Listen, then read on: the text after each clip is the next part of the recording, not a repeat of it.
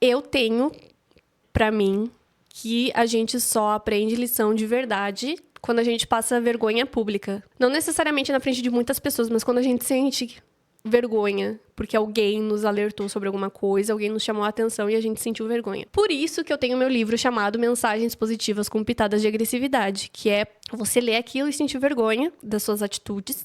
E se você ganha esse livro de algum amigo, ele tá querendo te dizer alguma coisa, então talvez você já sinta um pouco de vergonha. Esse é o conceito do meu livro. Mas eu entendi esse conceito muitos anos atrás, quando eu tava na faculdade de jornalismo. Então eu devia ter 18 anos. E na época tava muito em alta o livro 50 Tons de Cinza. E eu achava uma bobagem esse livro. E eu tava no intervalo, eu lembro disso. Tava no intervalo com os meus colegas de jornalismo e um dos professores. E aí a gente tava falando sobre várias coisas e eu falei assim, isso nem é cultura. Porque ele falou, as pessoas estão lendo, blá, blá, blá e tal. Eu falei, mas isso nem é cultura. Do que adianta ler se isso nem é cultura? E aí meu professor falou assim, quem é você pra dizer o que é cultura ou não?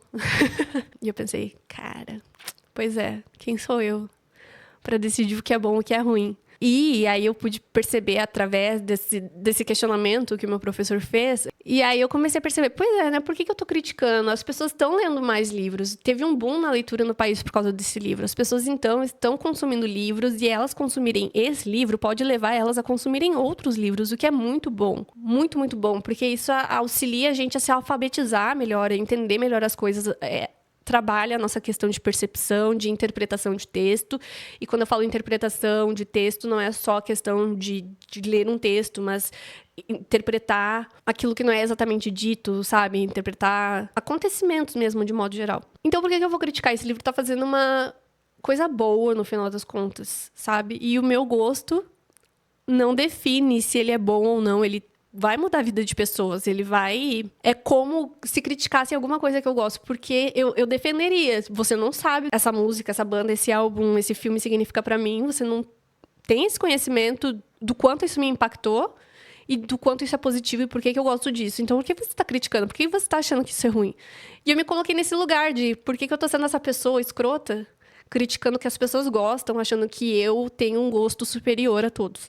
Então, eu senti essa vergonha e aí eu mudei meu discurso, obviamente.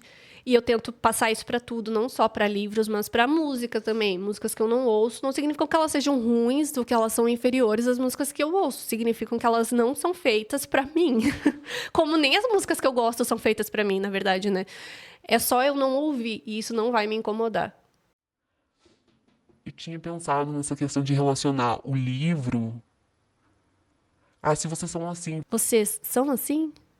Vocês se acham superiores às outras pessoas pelas coisas que vocês gostam? Vocês criticam as coisas que não são feitas pra vocês mesmos, sem vocês terem consumido aquilo? Porque é uma coisa que me incomoda muito também, tipo aqueles caras que ficaram aborrecidos com o filme do Jovens Titãs em Ação, que é um filme infantil. E os caras criticaram como se fosse... Isso saiu há muito tempo, muitos anos atrás, esse filme.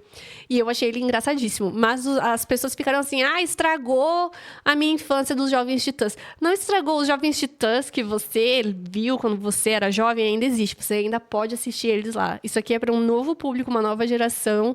E com uma outra proposta, porque o Teen Titans Go, ele é uma sátira de tudo para crianças, entendeu? Ele tem a linguagem infantil que dá para ser apreciado por pessoas mais velhas. Mas você, mais velho, não é o público-alvo. Ele tá passando no Cartoon Network, no horário que crianças vão estar sem nada para fazer e vão assistir. Não é para você que está atolado de trabalho e amarguras no coração parar tudo e assistir aqueles desenhos e criticar, fazer uma crítica elaborada a respeito do porquê que as coisas são rasas num desenho infantil de 10 minutos, entendeu?